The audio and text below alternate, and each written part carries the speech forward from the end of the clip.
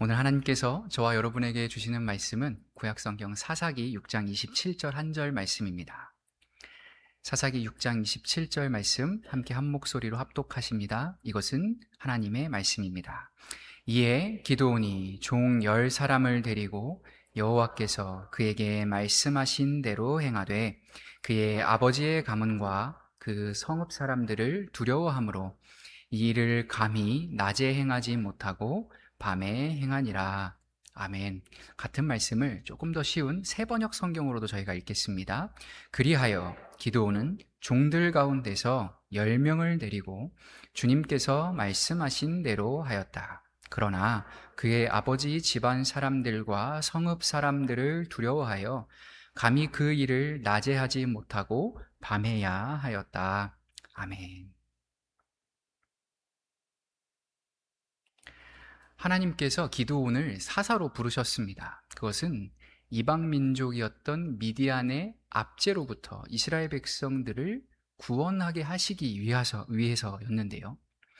하지만 이전에 다른 사사들과 오늘 이 기드온 사이에 결정적인 차이점이 하나가 있다고 한다면 그것은 하나님께서 사사로 부르신 기드온을 곧바로 미디안과 싸울 수 있는 전장에 투입하지 않으셨다는 사실입니다.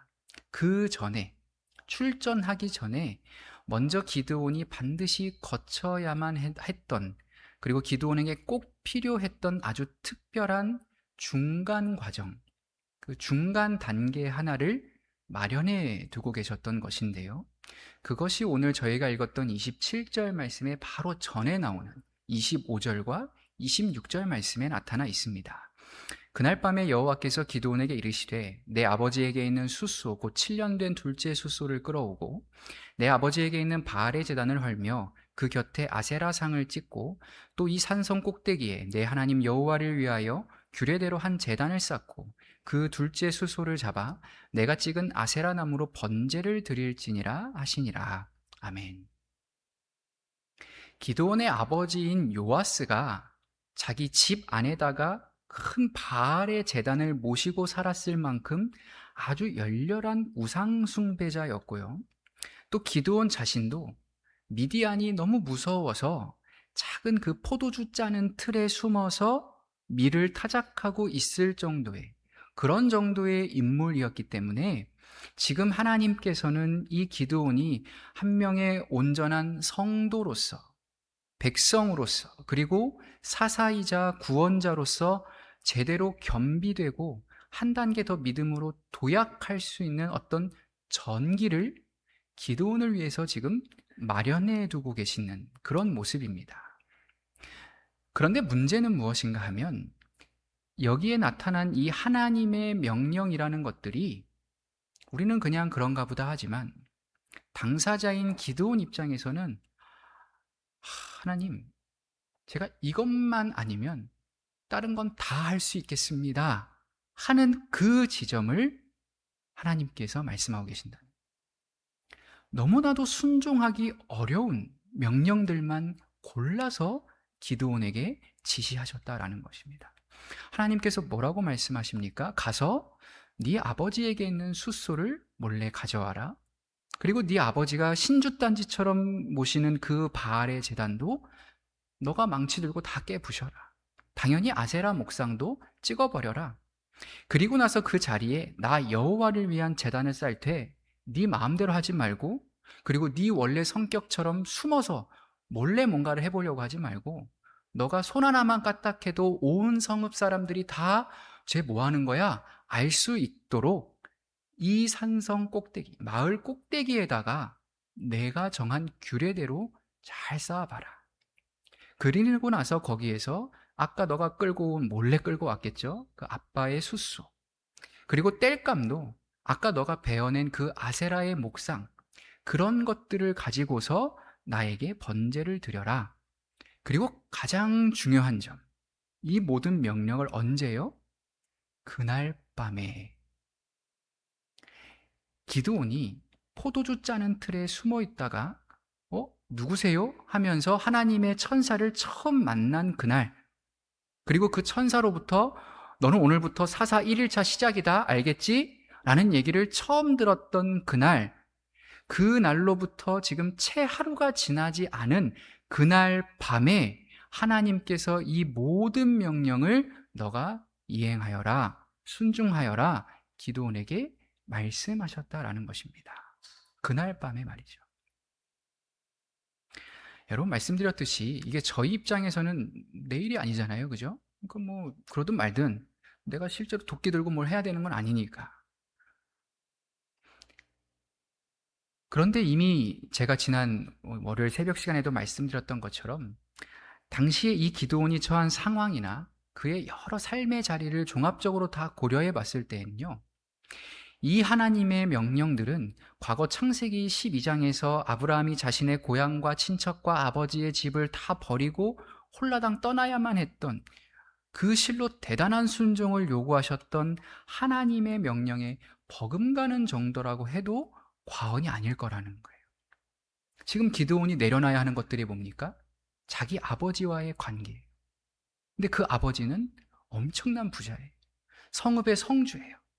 물려받을 가업이 있어요. 우상장사로 벌어들인 엄청난 재산과 유산이 있어요. 그리고 존경받고 나를 떠받쳐주던 성읍 사람들과의 그 멤버십 관계도 다 있어요. 그렇게 형성된 높은 사회적 지위와 또 그만큼 앞으로 내가 내 가족을 꾸릴 때, 내 아내를 고를 때 얻을 수 있는 여러 이득들, 그리고 내 자손들, 이렇게 자신의 모든 과거와 현재, 미래는 물론이고 죽어서까지도 자손 대대로 계속 영향을 줄 수밖에 없는, 그래서 일평생 내가 이건 다 내 거야, 그리고 이게 다 나야 라고 믿어 의심치 않던 그 모든 좋은 것들을 송두리째 다 드러내고 완전히 전복시켜야만 겨우 그래 너가 본전했다, 너 순종 겨우 했다 라는 말이 성립될 수 있는 그런 명령을 지금 기드온이 손에 받아들었다라는 것입니다.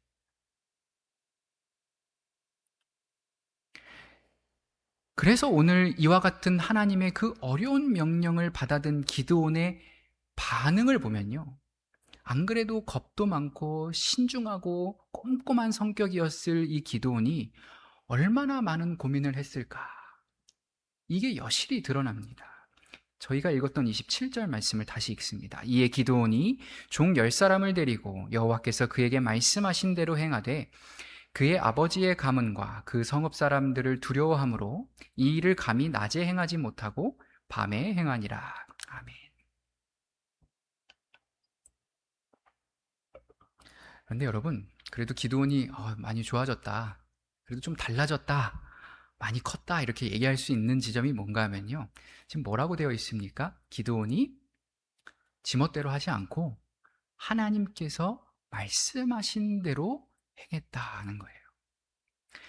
여러분 성경책 있으신 분들은 불과 이렇게 해서 몇 절만 더 위로 올라가 보면요, 기드온이 실제로 뭐라고 말을 했었는지 아실 겁니다. 아니, 하나님이 나와 함께 하신다면 내가 왜 이러고 삽니까? 그다 나는 믿지 않습니다. 하나님이 우리 이스라엘의 하나님이라고 하는데 그게 어떻게 난 믿어지지가 않습니다. 그러면 왜 우리가 이렇게 미디안으로부터 7년째 고통을 당하고 있어야 됩니까? 뭐 7년 좋습니다. 그러면 지금 해결해 주시면 되잖아요. 사랑하신다면서요. 왜 조상들한테는 그렇게 잘해 주셔놓고 오늘 나한테는, 우리한테는 아무것도 안 하고 계십니까? 나는 그런 하나님, 나의 하나님으로 고백할 수 없겠습니다. 그런데 지금 쭉 내려와서 지금 한 27절 정도까지 이렇게 오니까 기드온이 많이 달라진 거예요. 이러나 저러나 기드온이 자기 생각대로가 아니라 여호와께서 말씀하신 대로 행했다, 이렇게 기록이 되어 있기 때문이죠. 여러분, 우리가 일평생 이렇게 저렇게 하나님을 믿어왔다, 열심히 교회 다녔다, 내가 얼만큼 읽었고 얼만큼 수고했고 헌신했다, 우리가 말은 실컷 다 할 수 있지만요, 정작 내 인생에 있어서 가장 중요한 순간, 꼭 그렇게 했어야만 하는 그 결정적인 상황에 하나님의 말씀대로 결정하지 못하는 사람, 말씀하신 대로 행동하지 못하는 사람, 그래서 바알과 하나님 사이에서 끝까지 머뭇머뭇거리는 사람, 그러다가 결국에는 내 소견에 오른 대로 삶의 방향을 결정해버리는 사람.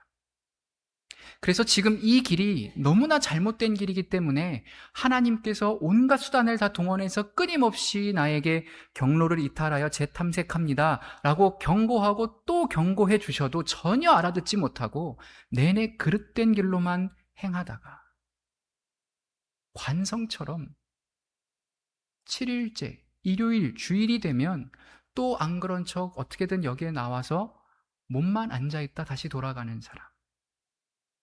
그러한 자칭 그리스도인들이 우리 가운데 얼마나 많으냐라는 거예요. 그런 우리의 모습에 비한다고 한다면 오늘 이와 같은 기드온에 대한 설명, 여호와께서 말씀하신 대로 행했다라는 그의 삶이라는 것은 충분히 우리가 아무도 그렇게 부르지는 않겠지만 믿음의 조상이다 라는 그 높은 반열에 이 기드온도 오를만 하겠다라는 것입니다.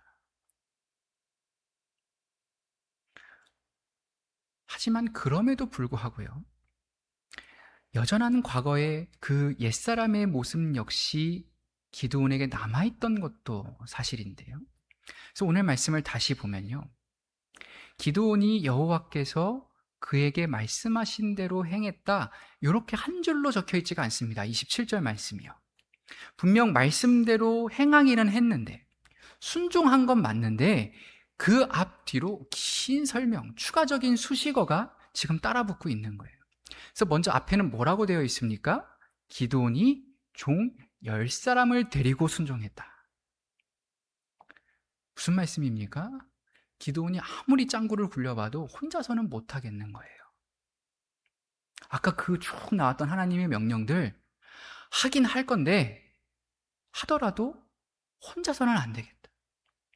그러니 백지장도 맞들면 낫다고 내 수가 좀 많아지면, 내 세력이 좀 커지면 하나님께서 시키신 일도 얼마든지 더 빨리 할 수 있고 더 잘할 수 있을 것 아닌가? 또 혹시 모를 마을 사람들한테 부정적인 그런 일들이 발생해서 내가 피해를 입을 때에도 사람이 많으면 좀 더 대응이 쉽지 않겠는가? 합력하여 선을 이루자. 이게 기드온의 소견이었을 거라는 거.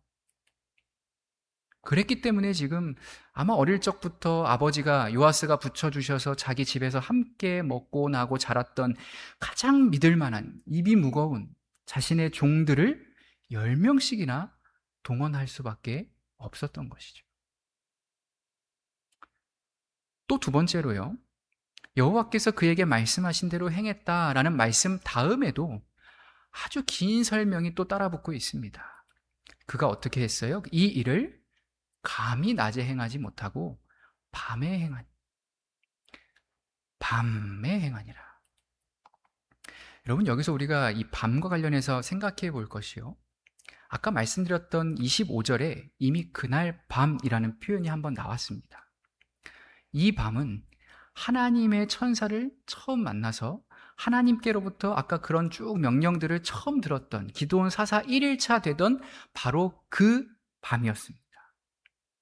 그런데 좀 전에 지금 이 27절 말씀을 보니까 기드온이 그때 받은 하나님의 명령을 낮에 행하지 못하고 밤에 행했다 그러는 거예요.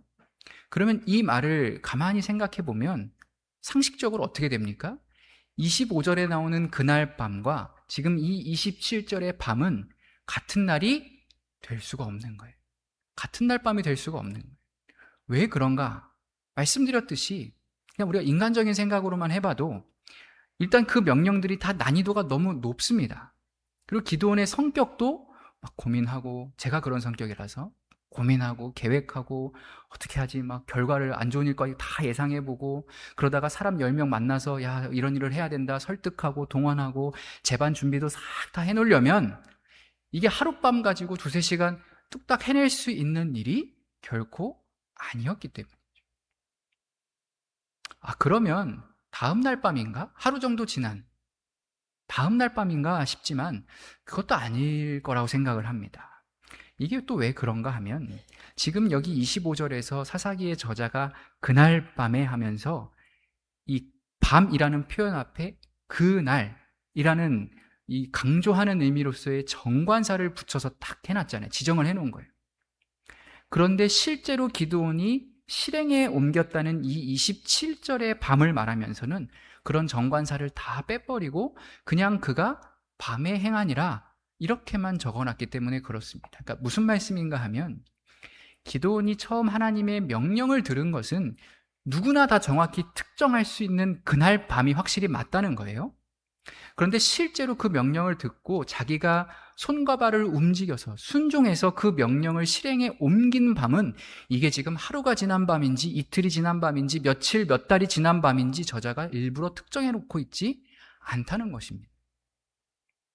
그래서 결론적으로 지금 이 말씀을 통해서 우리가 확인할 수 있는 유일한 정보는 딱 하나뿐인 것이죠. 시간이 얼마나 지났는 건지는 모르겠지만 어쨌든 기드온이 차마 낮에는 행하지 못하고 그 모든 일들을 밤에 몰래 행했다라는 겁니다. 그 이유가 뭐냐? 두려웠기 때문에. 그가 두려웠기 때문에. 그의 아버지의 가문과 그 성읍 사람들을 두려웠기 때문이다라는 것입니다. 여러분, 우리가 왜 두려워할까요? 잃어버릴까봐 염려하기 때문입니다. 왜 잃어버릴까봐 염려합니까?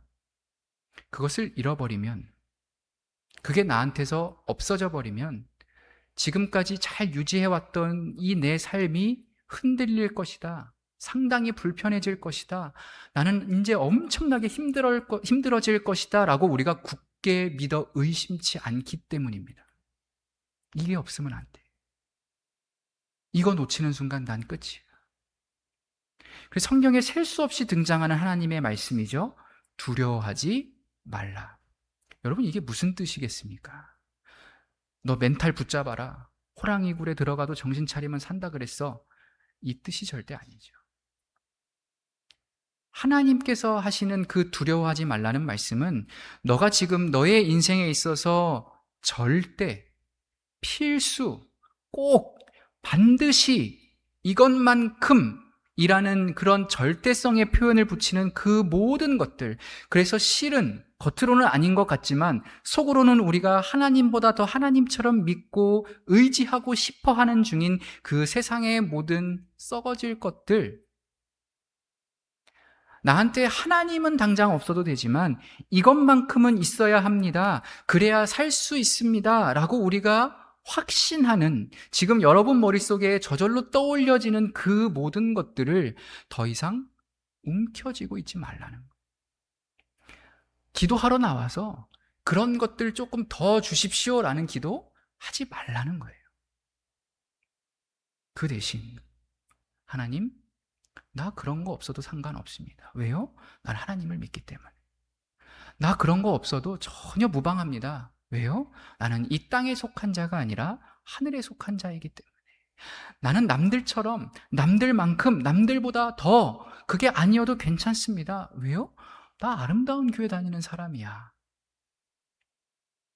그래서 나는 저들이 뭐라고 말을 하든, 핸드폰에서 어떤 게 보여지든 그들의 온갖 소리와 주장에도 동요하지 않겠습니다. 두려워하지 않습니다. 왜요? 하나님이 나와 함께 하시기 때문에. 그랬기 때문에 이미 하나님께서도요, 기드온에게 그 처음 천사를 보내셨을 때, 기드온이 그래서 포도주 짜는 틀에 웅크려 숨어 있었을 때 그에게 입 열자마자 해주신 첫 번째 음성, 첫 마디가 무엇이었던 겁니까? 하나님께서 너와 함께 계신다. 그래서 너는 큰 용사라는 거예요. 그런데 12절에 이 말씀을 듣기는 들었지만 27절에 이른 기드온이 많이 좋아지기는 했으나 여전히 어떠했다는 것입니까? 우리와 별반 다르지 않았다는 것이죠. 여호와께서 너와 함께 계신다, 이 말씀만 믿고 살아가기에는 이미 기드온 자신이 움켜쥐고 있던 것, 내려놓기 아까운 것, 잃어버리면 안 될 것 같은 그러한 것들이 너무 많았던 것. 그래서 그가 두려워했다는 대상이 귀신이 무서웠다 이런 게 아니라 딱 정해져 있는 거예요. 그의 아버지의 가문이 무서웠고 그 성읍 사람들이 유독 무서웠다는, 이런 상황에 처해져 있었기 때문에 분명 이제까지 사사기 6장에서 기드온에게 주어졌던 모든 하나님의 명령은 전부 기드온 너가 행하라, 다 단수로 오더가 내려왔거든요. 그런데 실제 행동은 기드온이 혼자 못하겠던 거라는 거예요. 10명의 종들과, 그리고 그마저도 성읍 사람들 눈에 띄지 않는 밤에 몰래 움직일 수밖에 없었다는 것입니다. 여전히 너무나 두려웠기 때문에. 그런데 여러분, 그럼에도 불구하고요, 결국 가장 중요한 것, 그리고 오늘 우리가 꼭 기억하고 돌아가야 하는 사실이 하나가 있습니다. 그게 무엇인가 하면요, 오늘 본문 말씀 속에서 그 누구도 그러한 기드온을 비난하지 않는다라는 거예요. 손가락질하지 않는다라는 거예요. 사사기의 저자도, 하나님께서도, 사사기 6장 성경 본문 말씀 그 어디에서도 여전히 그렇게 그 아버지의 가문을 두려워하고 여전히 그렇게 성읍 사람들의 평판에 목을 메고 일희일비하고 있는 그런 기드온을 그 누구도 요만큼도 책망하지 않더라는 사실입니다.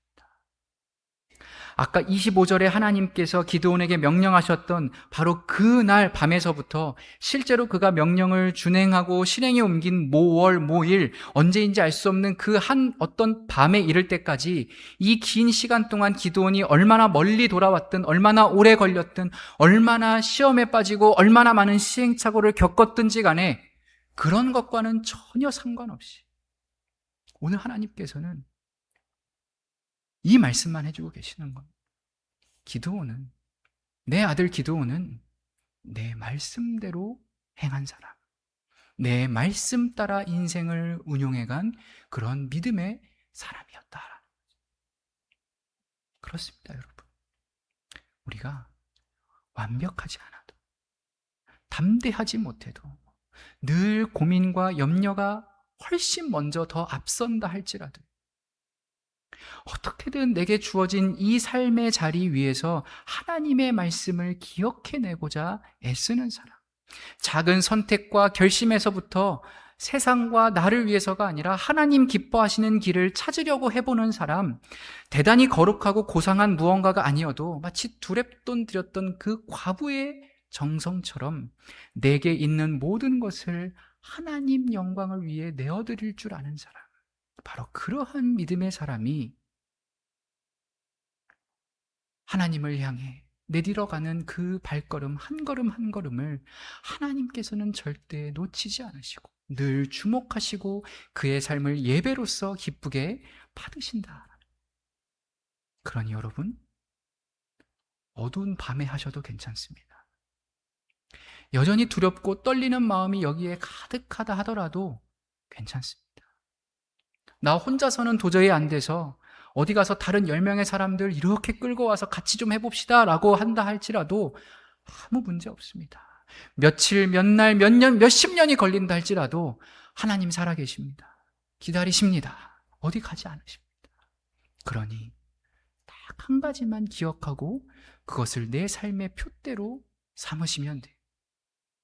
내가 지금 하나님의 말씀대로 행하고 있는가? 나의 이 선택, 이 행보가 하나님을 기쁘시게 하는 길인가? 나의 지금 이 사업, 이 계획, 이 일들이 정말 하늘에는 영광이요 땅에는 평화가 되는 일이 맞는 것인가? 내가 걸어가려는 이 길이 나를, 그리고 우리 모두를 하늘에 속한 자요 천국과도 같은 삶으로 나아가게 할 것인가?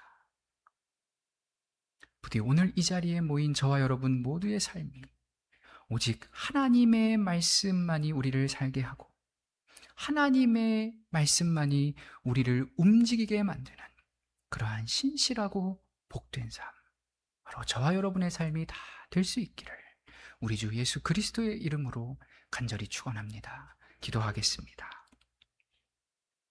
자비하신 하나님, 오늘도 우리에게 말씀하여 주시니 참 감사합니다. 이 들은 말씀이 저희의 삶을 통하여 다음 한 주간도 곳곳에 널리 전해지기를 소원합니다. 오늘 이 들은 말씀이 저희의 굳어있던 영혼을 다시금 일깨우고 언제나 바른 길로 인도하게 되기를 또한 소원합니다. 이 거룩한 말씀이 우리의 심령 가운데 믿음과 사랑, 인내와 소망을 끊임없이 불러일으키게 도와주시옵소서. 예수 그리스도의 이름으로 기도드립니다. 아멘.